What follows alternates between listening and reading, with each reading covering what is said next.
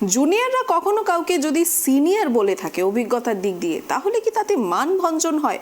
কারণ মুখ্যমন্ত্রী সভায় বক্তব্যের শুরুতেই করিম চৌধুরীকে সিনিয়র লিডার বলে সম্বোধনে মানভঞ্জন হয়েছে করিমের।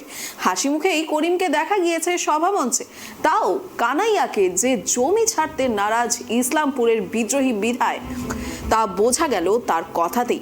অপরদিকে এই বিষয়ে কানাইয়া লালের পাল্টা দাবি, আমরা একসাথে আছি, মতানৈক্য থাকতে পারে, সকালে বিদ্রোহী হন, সন্ধ্যায় আবার মিলে যান, এটা দায়িত্ব নিয়ে বলতে পারে।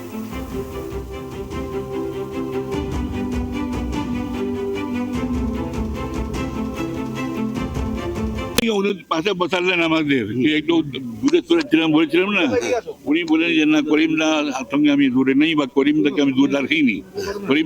করিমদাই সিনিয়র নেতা, উনি সিনিয়র লিডার, ওইভাবে ওনাকে সেই সম্মানটা মন্ডাদর আমি দিয়ে যাবো। দীর্ঘ 5 বছর পরে আজকে আপনার সঙ্গে মুখোমুখি মমতা ব্যানার্জির সঙ্গে বসলেন, কেমন লাগছে? ভালো তো, আমি I got my position I restored, যাকে বলে আমি রিস্টোর হয়ে গেলাম আমি মমতার চোখে। মমতা বললাম যে মমতাদি আপনাকে আমাকে ভালো নজরে রাখেন, আমি কিছু চাই না আপনার কাছ থেকে, খালি ভালো নজরে রাখেন, ব্যাস অনেক দেশ।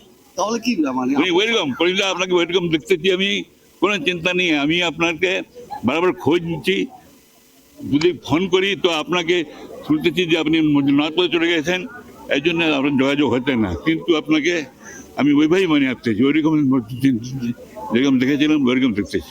না, এর আগেও মুখ্যমন্ত্রী এস্টাবলিশ করেছেন, সত্যি কথাই এর আগেও কোনো দূরত্ব ছিল না। আজকে দুপাশে দুজনকে বসতে দেখা গেল, সেখানে দাঁড়িয়ে কোথাও কি মনে হয় যে এই মতানৈক্য বিভিন্ন সময় দেখা গেছে সেটা অনেকটা মিটে গেল?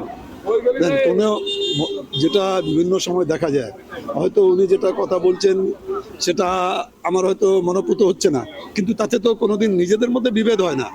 আমরা তো একসঙ্গেই আছি, কোনো অসুবিধা নেই। আপনারা নিশ্চিন্ত থাকুন, আপনাদের মনোকামনা পূর্ণ হবে না যে আমাদের মধ্যে বিভেদ সৃষ্টি করবেন।